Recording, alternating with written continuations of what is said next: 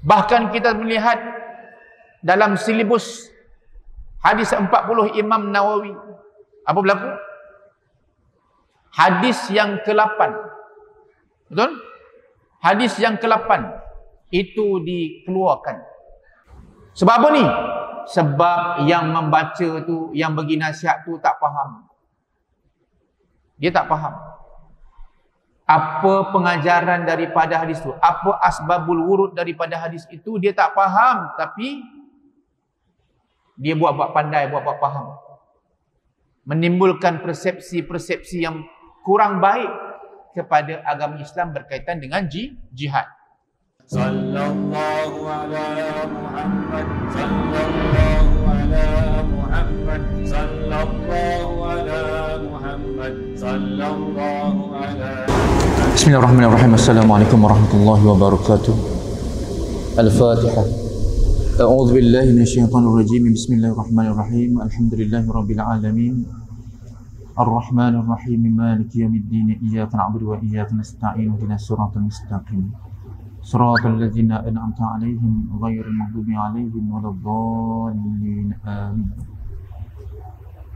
Alhamdulillahirabbil alamin. وبه نستعين على أمور الدنيا والدين ونصلي ونسلم على هذا النبي الكريم وعلى آله وصحبه أجمعين.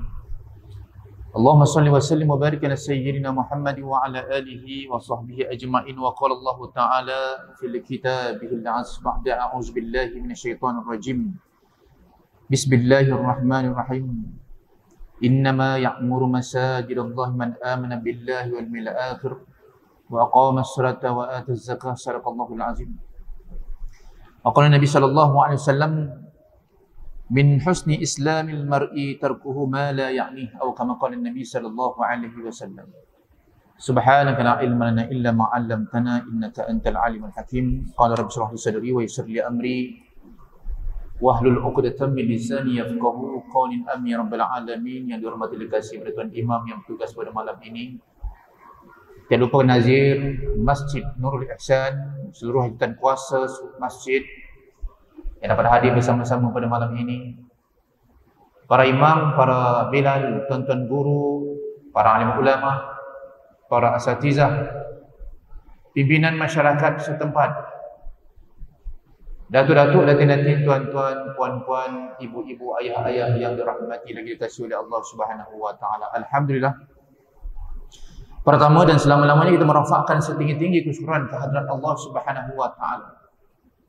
Kerana dengan limpah dan kurnia serta inayah daripada Allah Subhanahu wa taala, pada malam yang berbahagia ini kita sama-sama lagi diberikan oleh Allah Subhanahu wa taala nikmat iman dan Islam.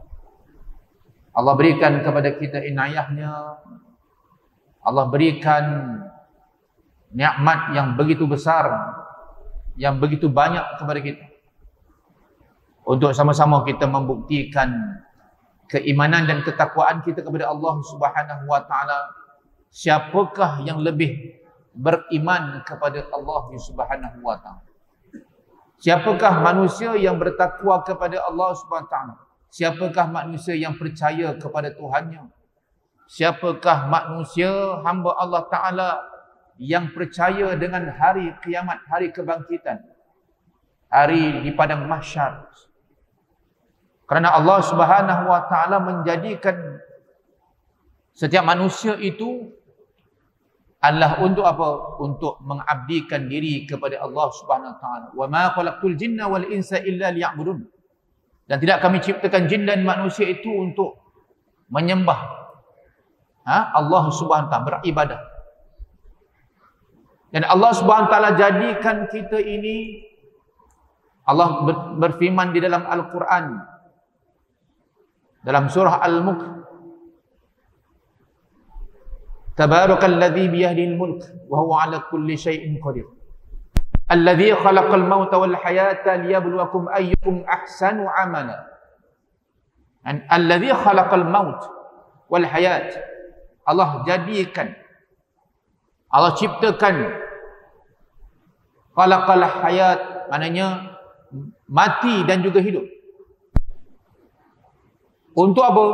Untuk menguji siapakah yang lebih baik amalannya. Allah nak tengok kita ni, siapakah yang beriman kepada Allah? Siapakah golongan-golongan orang-orang yang bertakwa kepada Allah Ta'ala? Allah nak tengok siapakah golongan di kalangan orang-orang yang munafik.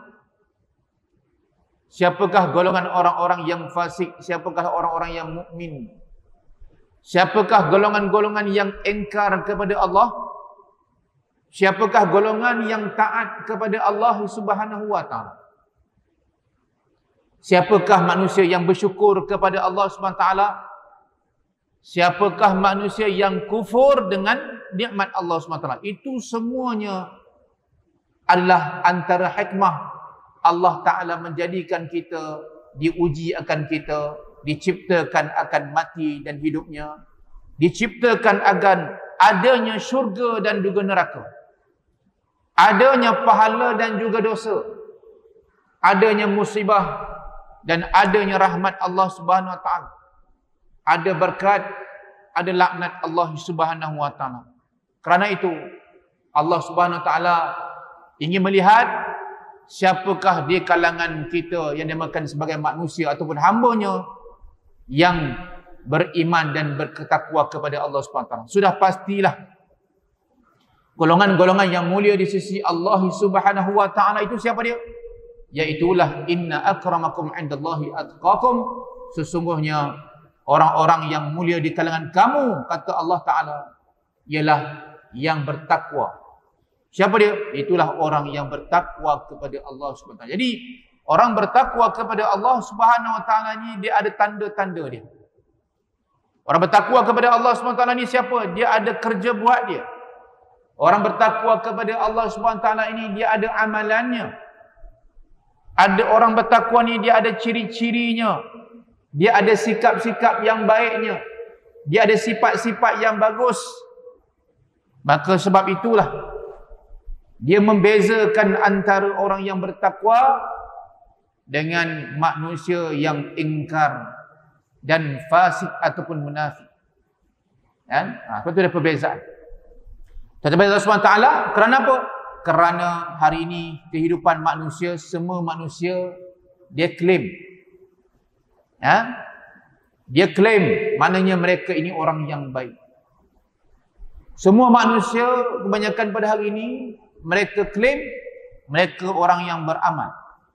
Mereka claim mereka adalah orang yang melakukan kebaikan.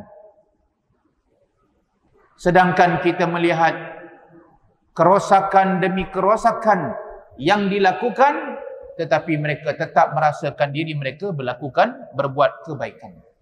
Jadi sebab itu kita katakan Allah Ta'ala menjadikan Al-Quran itu ialah untuk memberikan hidayah kepada manusia, petunjuk. Allah berikan Al-Quran itu, turunkan Al-Quran itu, maqasidnya itu ialah untuk memberikan petunjuk kepada manusia. Allah berikan penerang itu daripada Al-Quran kepada orang-orang yang beriman kepada Allah Subhanahu wa Ta'ala. Dan Allah jadikan Al-Quran itu dengan perkara yang dikatakan sebagai pembeza antara perkara yang hak dan perkara yang batil. Benda betul, benda salah, benda dosa dengan benda pahala. Benda mungkar dengan benda yang makruf. Benda yang berkaitan dengan syurga Allah Ta'ala dengan perkara yang dikatakan sebagai neraka Allah Ta'ala. Kabar berita gembira dengan kabar sedih dan menakutkan. Begitulah keadaannya, perbezaan demi perbezaan. Jadi, bagaimana keadaan kita? Maka kita kena melihat bagaimana amalan kita ini. Kita perlu lihat bagaimana amalan kita. Bagaimana kerja buat kita. Bagaimana pemikiran kita. Bagaimana sifat kita. Bagaimana tanggungjawab kita. Kita kena tengok balik. Kita kena muhasabah balik. Kena hitung balik. Jangan jadi orang yang buta dengan kesilapan-kesilapan yang jelas dilaksanakan, dilakukan atas muka bumi Allah Ta'ala ini. Jangan silap. Sebab itu Sayyidina Umar Al-Khattab dia menyatakan bahawasanya hasibu anfusakum qabla an tuhasabu. Dia kata hitunglah diri kamu sebelum kamu diperhitungkan. Kalau kita hitung dalam dunia ni selamat. Betul tak selamat? Sebab apa selamat? Sebab sempat kita memperbaikinya. Tapi kalau kita hitung dia selepas kematian ataupun sampai di yaumul qiyamah nanti, dia tak jadi apa dah. Dia tak boleh buat apa dah. Sebab itu kenapa? Kena hitung sebelum kamu diperhitungkan. Beramallah kamu pada hari ini di dunia sebelum datang pada hari yang tiada amal. Nampak tak? Beramallah kamu sebelum, maknanya berada di dunia ini sebelum kamu didatangi pada hari yang tiada amal. Bila tak ada amal ni? Tak ada amal waktu bila? Tak ada amal ni waktu di alam barzah ataupun di yaumul qiyamah ni. Tak ada amal dah. Tidak ada amal lagi. Masa itu waktu penentuan, waktu perkiraan, waktu penilaian bagi seluruh manusia. Bagi manusia-manusia yang dapat beramal soleh, yang bertakwa kepada Allah Subhanahu taala, maka Allah janjikan kepada mereka kelepasan daripada azab api neraka Allah Subhanahu wa taala. Allah janjikan kepada mereka syurga milik mereka.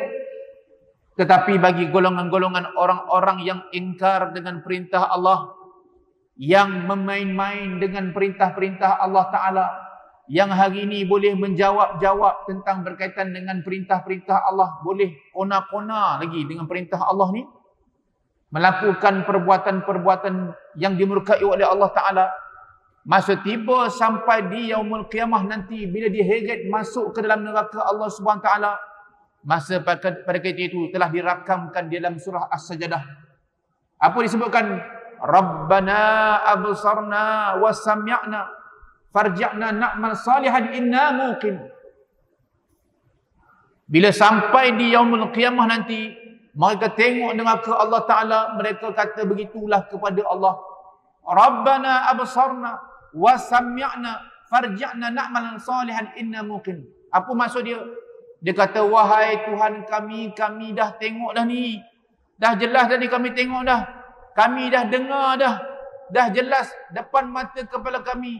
Maka kembalikanlah kami ke dunia untuk kami melakukan amalan soleh. Kejap je lah, tolonglah. Dia merayu. Sebab apa? Sebab mereka ingkar dengan perintah Allah Ta'ala. Waktu di dunia dulu mereka tidak mahu mengerjakan amalan soleh. Mereka masih lagi nak berbuat maksiat, walaupun terang dari jelas ditentang oleh sebahagian manusia yang mengambil jalan amal ma'ruf nahi mungkar. Ada manusia yang menentang kemungkaran, maka mereka juga menentang orang-orang yang menjalankan amal ma'ruf nahi mungkar.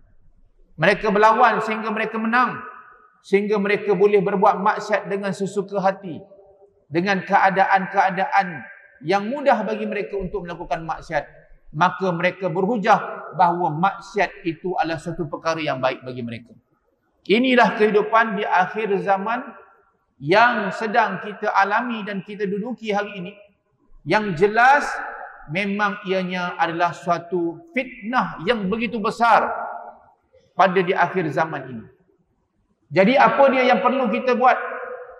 Bagi orang-orang yang tidak mendekatkan diri mereka di rumah Allah, bagi mereka-mereka yang tidak mendekatkan diri mereka pada majlis ilmu, bersama dengan ulama, bersama dengan orang-orang soleh, orang-orang yang beribadah, orang-orang yang menjalankan amal ma'ruf nahi munkar, kita takut mereka akan jadi manusia yang tersesat di atas jalan muka bumi Allah SWT. Tapi manusia yang berpegang dengan jalan Allah Ta'ala, seperti mana yang disebutkan oleh Nabi SAW. Nabi sebut dalam hadis Nabi SAW, taraktu fikum amraini lan tadillu in tamassaktum bihima, kitab Allah wa sunnat nabiyih. Apa maksud Nabi kata? Nabi kata, aku tinggalkan kedua perkara ini. Kalau kamu dapat berpegang dengan kedua perkara ini, kamu tidak akan sesat buat selama-lamanya. Iaitulah kamu berpegang dengan kitab Allah dan sunnah Nabi sallallahu alaihi wasallam. Berpegang dengan kedua-duanya ni. Bagaimana cara kita nak berpegang dengan kedua-duanya ini? Adakah kita boleh baca sendiri, faham sendiri? Baca Quran, faham sendiri? Baca hadis, faham sendiri? Kalau kita baca Quran, faham sendiri tuan-tuan. Kalau kita baca hadis, faham sendiri tuan-tuan, maka nanti takut jadi sesat. Ya, takut jadi sesat. Jadi nak pegang macam mana? Pegang seperti mana yang ulama ajarkan kepada kita. Kan para asatizah, para alim ulama yang mengajarkan kepada kita, itulah cara untuk kita berpegang dengannya. Bukan dengan cara kita pegang sendiri-sendiri, takut nanti jadi sesat. Tak, dia jadi sesat, dia sesatkan orang baik pula. Nampak tak? Dia sesatkan orang alim pula. Orang baik pula dia sesatkan. Itu yang takut. Dia sesat dah. Dia sesatkan orang yang betul. Tuan-tuan baca Allah SWT. Sebab apa? Hari ini ramai orang boleh baca sendiri. Seperti mana dalam beberapa tak silap saya berbulan lepas, kita tengok ada di kalangan orang bukan Islam yang mungkin dikatakan influencer, duduk dalam TikTok dan sebagainya. Dia baca ayat Quran, dia terjemah ayat Quran, dia tafsirkan ayat Quran. Nampak fasih berkata-kata, lalu dia condemn ulama. Dia kutuk ulama. Dan malang sekali apabila dia cakap tu, pandai nampak hebat dia cakap tu, kita dengar tu, lain macam. Orang bukan Islam tuan-tuan baca Al-Quran, tafsir Al-Quran sendiri, condemn ulama, hina ulama, kemudian dalam ratusan view, komen-komen di atas tadi yang bernama nama-nama orang Islam. Semuanya memberikan puji-pujian kepada dia. Puji-pujian terbaik, fasih, hujah yang mantap, bernas, lebih bernas daripada ulama dan sebagainya. Wal ayazu billahi min zalik, tuan-tuan yang dirahmati Allah Subhanahu wa taala. Apa nak jadi ya gagak? Apa nak jadi? Ini yang fenomena yang kita rasa, yang kita jangkakan tak masuk di akal kita. Tetapi apa yang disebutkan oleh Nabi sallallahu alaihi wasallam itu berlaku sudah pada hari ini. Betul tidak? Berlaku.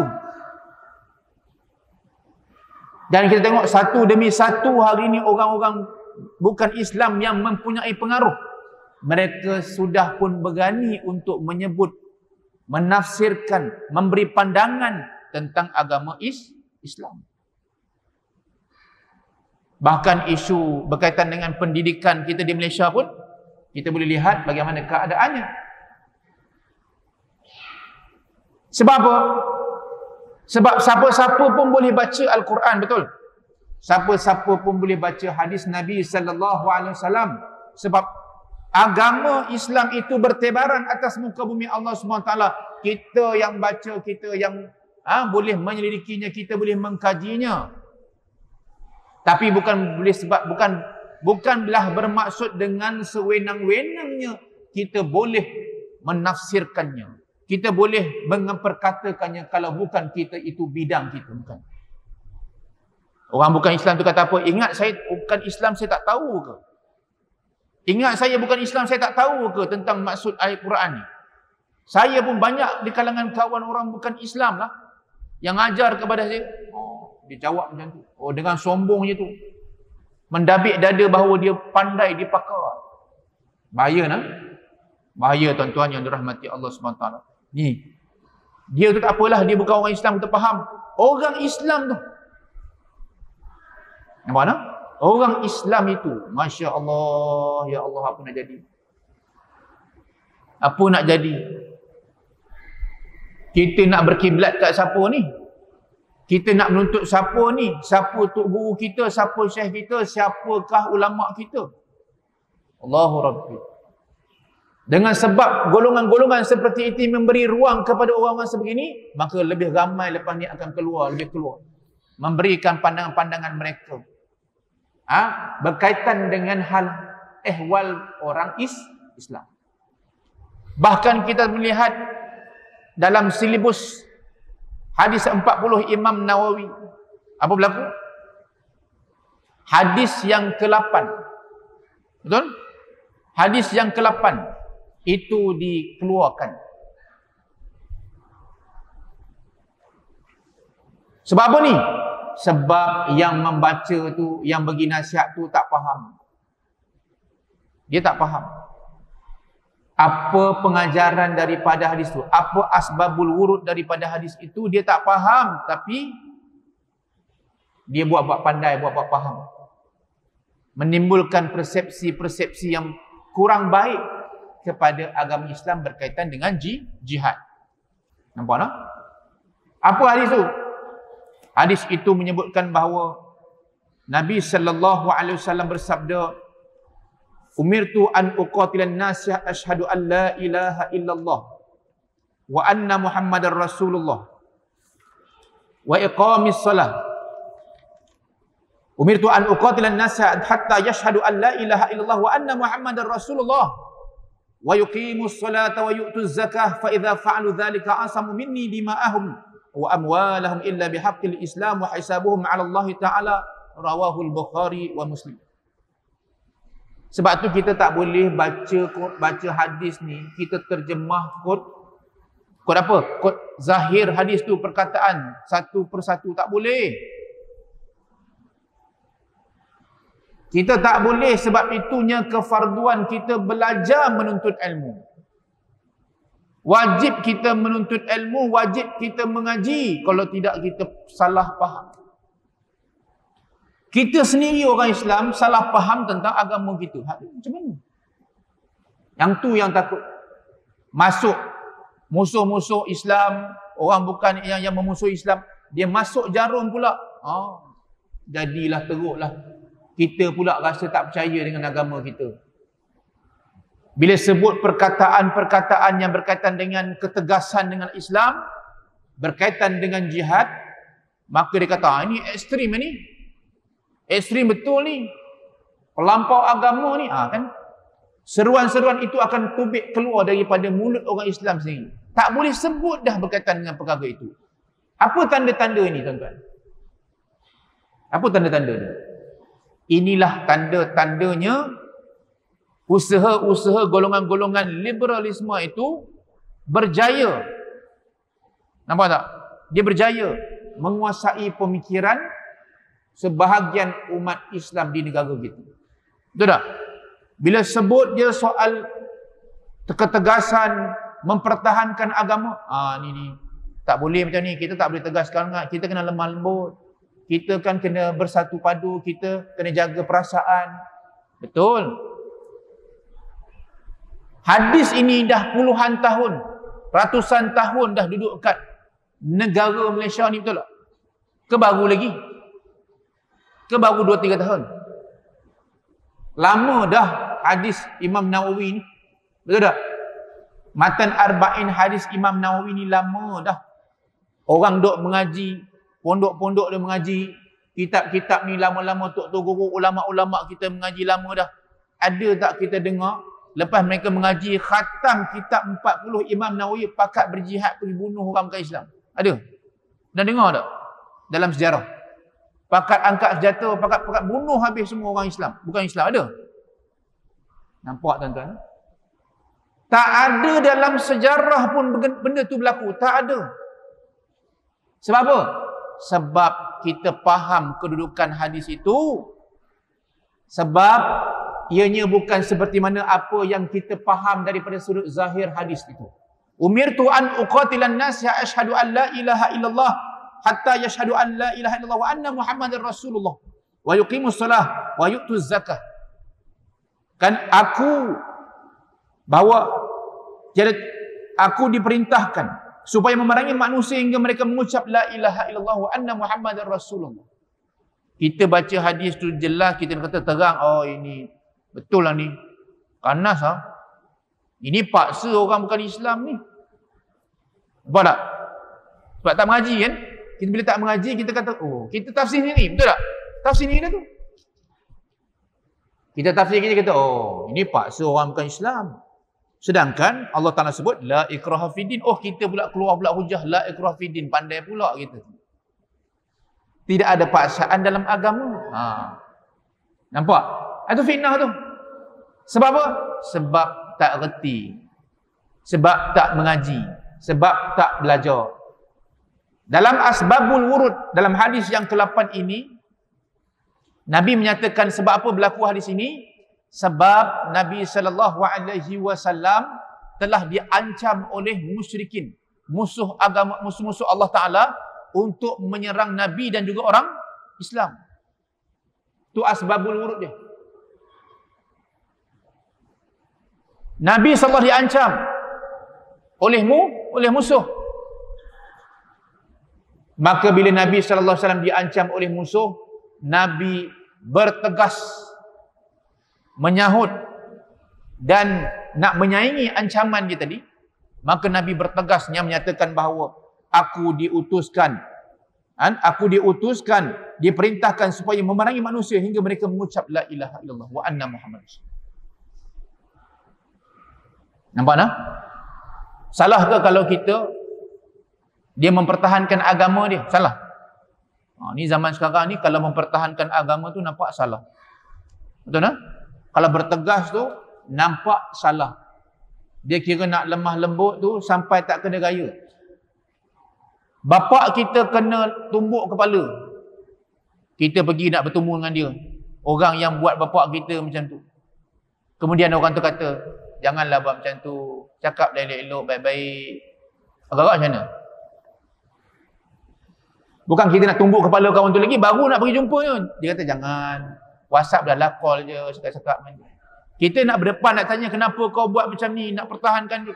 Apa masalah kau? Macam tu lah. Yang kau boleh buat orang tua macam ni. Contoh. Itu bapak kita. Betul tak? Bapak kita pun kita nak pertahankan. Ini soal agama. Tak? Ni bukan nak cerita. Jadi bukan apa? Pemikiran-pemikiran yang menyebabkan agama tu tak boleh nak dipertahankan, nak diangkat, nak bela ni berlaku. Kan? Ditiup oleh golongan-golongan liberalisme ni supaya menampakkan ianya suatu benda normalisasi. Jangan sebut sangat soal agama ni, jangan sebut. Soal agama jangan disebutkan, jangan. Soal agama ni boleh sebut, tapi soal berkaitan dengan ibadah je, semayang, wuduk, mandi hadas, haid, nifas, kan? Apa lagi? Zikir.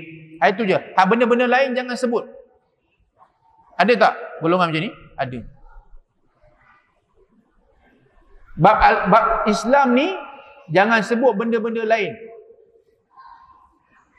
Sebab tu ada dekat surau masjid, kat surau lah, di kampung-kampung, dia mengajar kitab tu, dia berkaitan dengan taharah, bab ibadah, taharah, bab bersuci, tayamum, bab semayang, kan, batas semayang. Dah habis kita tu, ulang balik taharah tu. Dah habis lagi ulang. 12 tahun kitab tu ibadah kan. Soal tu je. Tak sentuh lagi bab lain. Tak boleh nak sebut soal-soal yang lain, tak boleh. Sedangkan Allah Subhanahu wa taala menyebutkan di dalam Al-Quran, udkhulu fis silmi kaffah wa la tattabi'u khutuwati syaitan innahu lakum aduwwum mubin. Betul tak? Apa maksud dia? Masuklah kamu ke dalam agama Islam ini secara keseluruhannya. Bila Allah Ta'ala suruh masuk Islam secara keseluruhannya, adakah Allah Ta'ala nak suruh kita jadi pengganas? Adakah begitu? Adakah bila kata seseorang itu masuk agama dengan secara syumuliah, dengan keseluruhan mengikut agama itu, menyebabkan dia jadi ekstrim? Adakah tak begitu? Tidak. Adakah bila orang itu dia faham betul-betul agama dalam konsep-konsep, seluruh konsep-konsep agama ni, menyebabkan dia menjadi pelampau agama? Adakah begitu? Tidak. Jadi orang ni, golongan-golongan liberal ni tanam kepada kita. Tak boleh sebut soal ni, tak boleh sebut soal ni agama. Agama tu usah sebut ni, tu usah ni, tu usah sebut ni.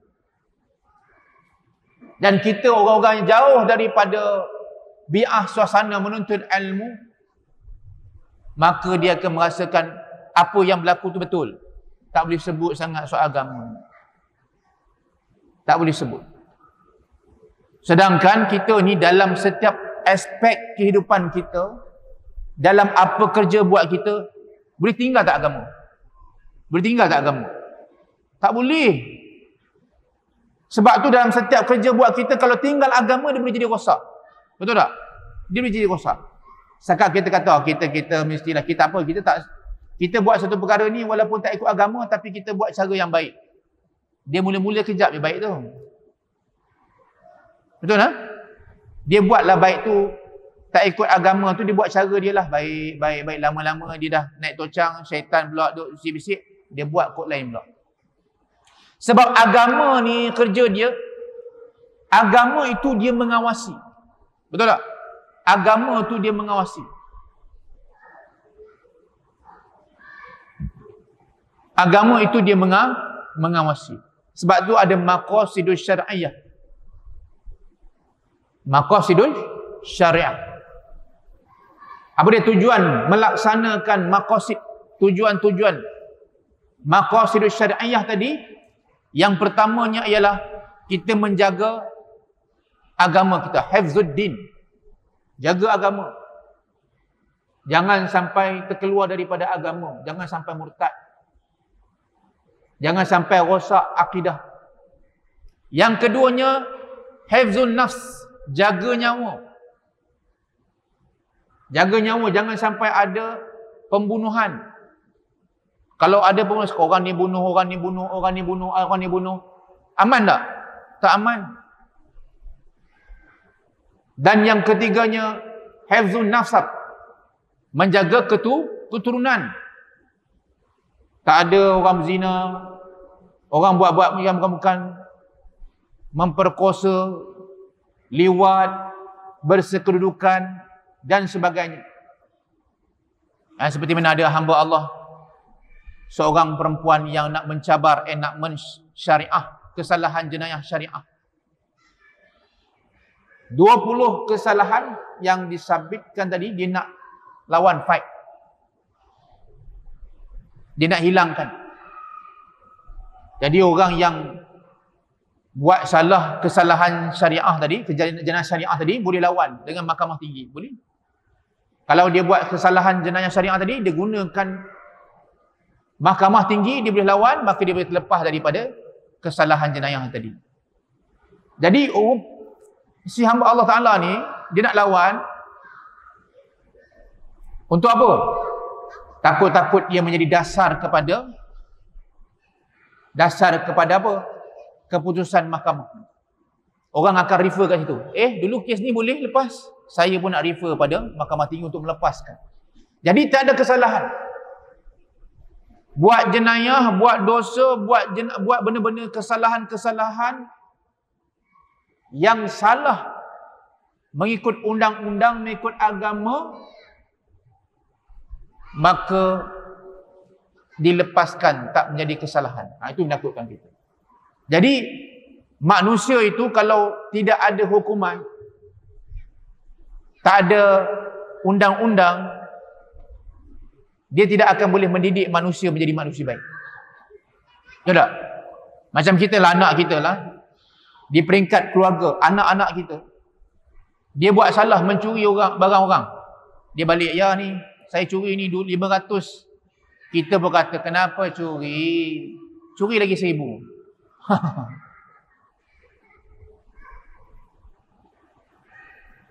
Apa kita kena buat? Kita pun buat tak tahu, tak apalah, lain kali jangan curi je. Macam tu je. Agak-agak lepas dia curi lagi tak? Dia curi. Kau curi berapa? 500. Lepas ni jangan curi lagi tau. Okey, dah.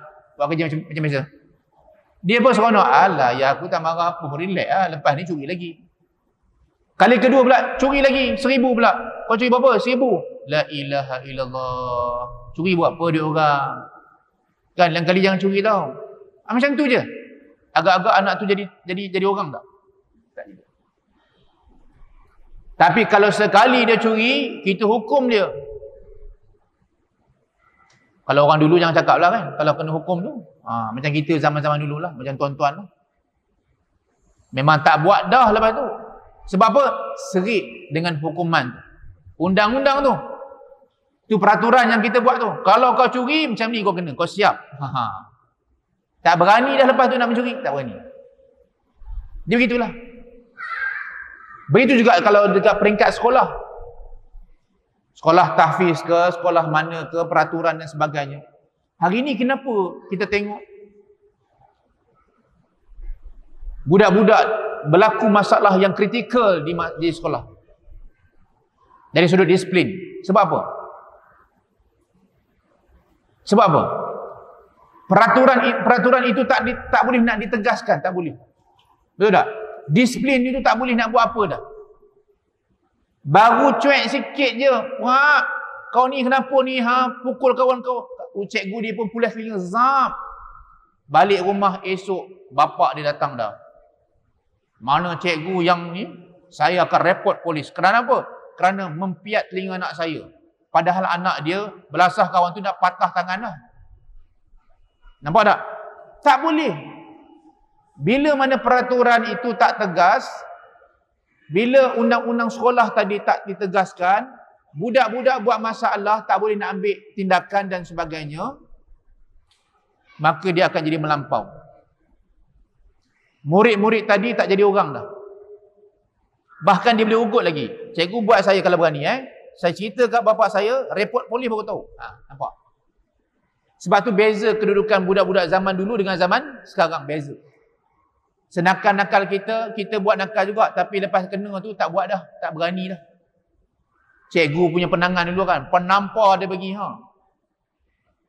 Kan? Kalau cikgu-cikgu, guru-guru dekat-dekat sekolah agama dulu lagi. Dia sekali libas dia. Roti panjang. Kau nak roti panjang ke roti tak panjang? Tu roti-roti tu zaman dulu tu. Dia jalan, dia bawa rotan dia. Zap. Kita tengok dah. Tak berani dah. Nak jalan depan dia pun tak berani. Sekarang budak-budak buat apa? Dia jeling je cikgu-cikgu. Nampak? Sebab apa ni? Sebab peraturan, pendidikan, hukuman dia tidak menakutkan, menggerunkan hati-hati manusia. Manusia akan menjadi rosak binasa. Yang buat salah akan rasa seronok. Bebas dia nak buat apa-apa saja. Sebab tak dikenakan apa-apa. Nampak tak? Ada begitu. Contoh macam Allah Subhanahu Wa Taala. Itu dia. Yang ketiga tadi adalah hifzun nasab. Ini menjaga keturunan. Yang keempatnya hifzu akal. Orang minum arak, sap dadah, sap ganja, segala-gala benda yang menghilangkan akal, memabukkan dan sebagainya, yang menyebabkan aksiden, mati orang sana, terlanggar orang sana. Kerana Islam ambil benda itu. Mesti dikenakan tindakan yang berat bagi orang-orang yang sedemikian. Yang terakhirnya adalah hifzul mal. Menjaga harta manusia supaya tidak berlaku kecurian, merompak, merasuah, apa lagi, pecah amanah dan sebagainya. Maka Islam juga ambil tindakan ke golongan-golongan seperti ini supaya mana manusia akan hidup dalam keadaan aman, kerana tindakan-tindakan ini bila dilaksanakan, orang lain tak berani untuk melakukan perkara sedemikian. Itulah maqasidus syar'iyyah. Tujuan-tujuan pensyariatan itu untuk menjaga dan kepentingan yang berbalik kepada keamanan dan kebahagiaan bagi manusia sejagat, bagi umat Nabi Muhammad sallallahu alaihi wasallam. Tuan-tuan macam Allah Subhanahu Wa Taala. Jadi saya kira sekadar itu saja yang dapat sama-sama kita sampaikan, dan mudah-mudahan sedikit info ataupun maklumat yang kita berikan dan juga yang kita kongsikan pada malam ini, ilmu-ilmu yang sedikit ini mudah-mudahan bermanfaat pada kita, dan kita menjadikan ianya satu iktibar kepada kita dalam kehidupan kita yang penuh dengan tipu daya ini, penuh dengan fitnah pada kita berada di akhir zaman ini. Maka mudah-mudahan kita ini dapat berpegang dengan tali Allah Subhanahu Wa Taala, yakni Al-Quran dan As-Sunnah Nabi SAW dan para alim ulama, dan kepada dia bersama-sama dengan orang-orang yang soleh. Dan mudah-mudahan sedemikian. Baik, jadi sekali itu saja. Yang baik itu daripada Allah, yang lemah itu dari kelemahan saya sendiri. Saya minta ampun, minta maaf. Aku lakukan hadza wa astaghfirullahal azim li wa lakum wa lisairil muslimina wal muslimat fastaghfiruh. Innahu huwal ghafurur rahim. A'udzu billahi minasyaitonir rajim. Bismillahirrahmanirrahim. Allahumma arinal haqqa haqqan warzuqna ittiba'ah wa arinal batila batilan warzuqna ijtinabah. Walhamdulillahirabbil alamin. Taqabbalallahu minkum. Kita buka majlis kita dengan tasbih kifarah dan surah wal asr. Subhanakallahumma bihamdika asyhadu an la ilaha illa anta astaghfiruka wa atubu ilaik. Bismillahirrahmanirrahim. Wal asri innal insana lafi khusr illa alladhina amanu wa 'amilus solihati wa tawassaw bil haqqi wa tawassaw bis sabr. Assalamualaikum warahmatullahi wabarakatuh.